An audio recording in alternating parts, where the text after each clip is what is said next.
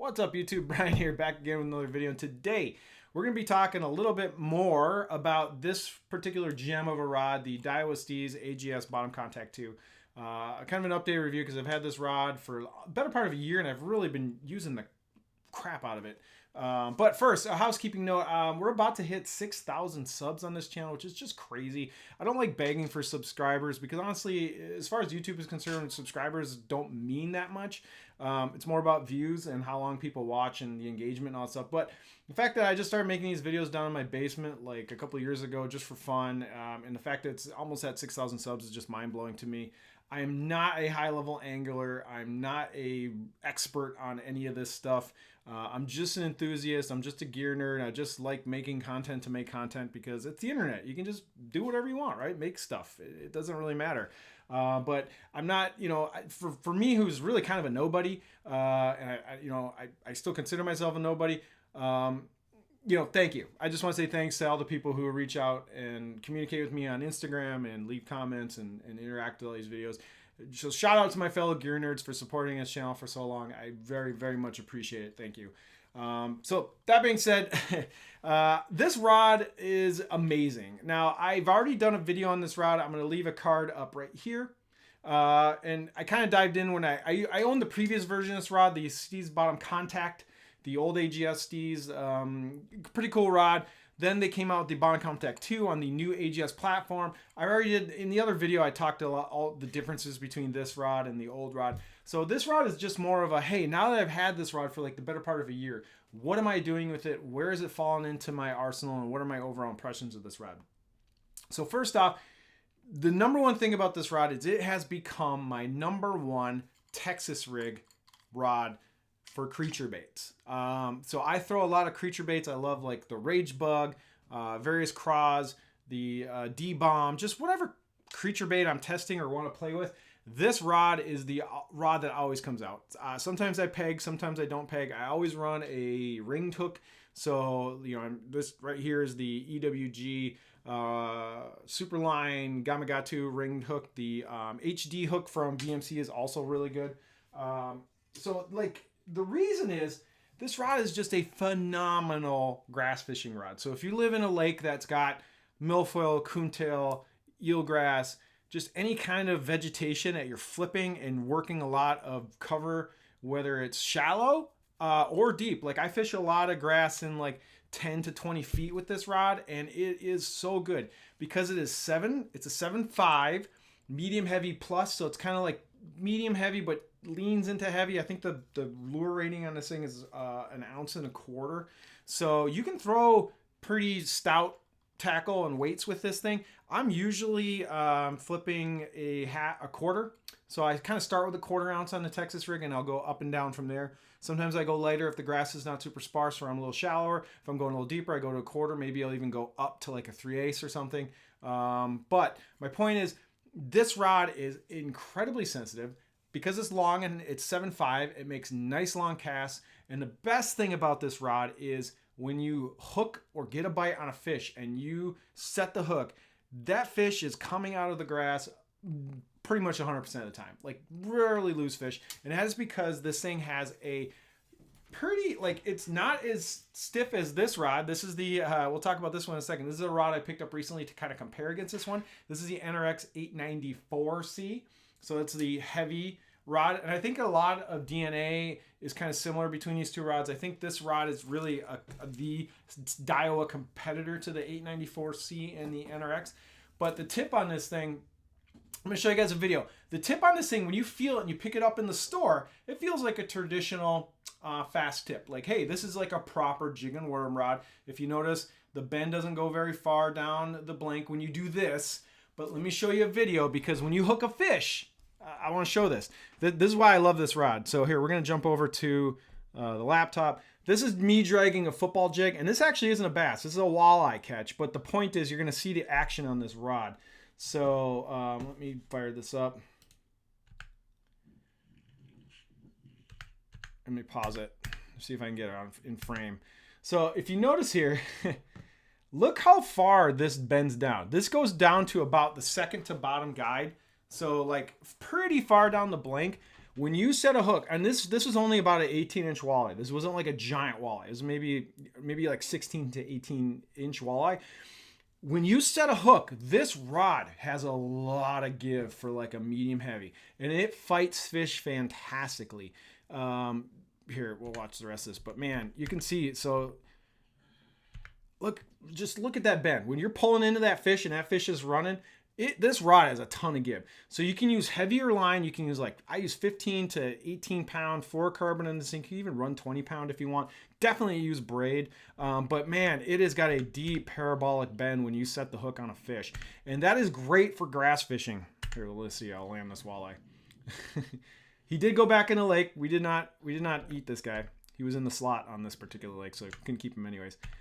But anyway, my point is, when you pick this rod up in the store, you're gonna be like, oh, this is just a really nice tip, extra fast tip jig and worm rod. But when you actually get this rod on the water and you use it and you set the hook on a fish, it has a nice deep parabolic action, which is exactly what you want for fishing grass, and especially fishing any kind of vegetation. You want to have a little flex. So anyway, great Texas rig grass fishing rod. Also a great jig rod. Working 3/8 to 5/8 jigs on this thing is a pleasure. Great Texas rig rod. It is also versatile enough to do other bottom contact things. Like as you saw in that video, it can definitely football jig because it's got that sweeping deep hook set. Football jigs are just awesome on this thing. You can definitely throw anywhere from 3/8 up to, maybe even, you could definitely do a 3/4 ounce with a trailer on this if you really want to. So like a heavier football jig. 1/2 ounce is fantastic. Also, this is definitely a Carolina rig capable rod. And I'm actually going to be rigging up a Carolina rig on this thing for a tournament tomorrow. So anyway, a versatile bottom contact rod, but to my opinion, excels at vegetation. So I know we don't have a lot of wood here in Minnesota, so I don't get a chance to fish these kind of rods in brush. So I assume this would be a good brush rod, but I don't have personal experience. But anyway, it is on the deck almost all the time, anytime I'm fishing largemouth. So this is like a go-to rod for me for largemouth fishing. All the lakes up here in Minnesota and most of them in Wisconsin have very, very healthy grass. And especially in the summer, you got to be off on those weed lines, fishing those grass edges in anywhere from like 6 to 20 feet of water. And that's where this kind of rod really comes into play. It does have the AGS carbon fiber guides, which have 0 give. So if you do step on them or whatever, they will crack. However, I've not had any personal problems with this rod. And just as a footnote, no rod shop can replace these guides. It has to go back to Daiwa. So when you buy a Steez AGS rod and you have a guide problem, like you crack one of these carbon fiber guides, you 100% have to ship it to Daiwa. But they will repair it and make it look literally brand new. I've had some AGS guides repaired in the past, and it comes back looking factory. And it doesn't really take them that long. Once they get it, it's a couple weeks. They send it back to you. You do have to pay shipping though. So anyway, something to note: the guides on this rod are fine for me. I have not had any problems with it. The sensitivity on this rod is fantastic. When I'm fishing in the grass, I can feel because a lot of panfish hang out in the grass, a lot of bluegills, a lot of crappies. I can feel like when you flip into the grass, you feel that little tick, tick, tick when fanfish are kind of nibbling at my rage bug tentacles. And then when a pike or a bass go boom and grab it, you can feel it. And then doom, you can set the hook. I just gotta say, this is a absolutely fantastically sensitive rod, but it should be for $500+. These are not that hard to find now. When these first came out, they were really hard to find. Daiwa has been trickling these things out to dealers. Omnia does have these in stock right now. I'm going to leave a link in the description, and you can probably try my code, and it might get you a nice little discount on these things. I think Tackle Chap also has them in stock. Check your local Daiwa shops. They usually have these. This rod is light. It weighs in at 4.4 ounces. The NRX 894 is actually a little lighter. It's like 4. I just had it up. Let me pull this up real quick so I get the right weights, because the NRX does weigh a little less. It is 4.1.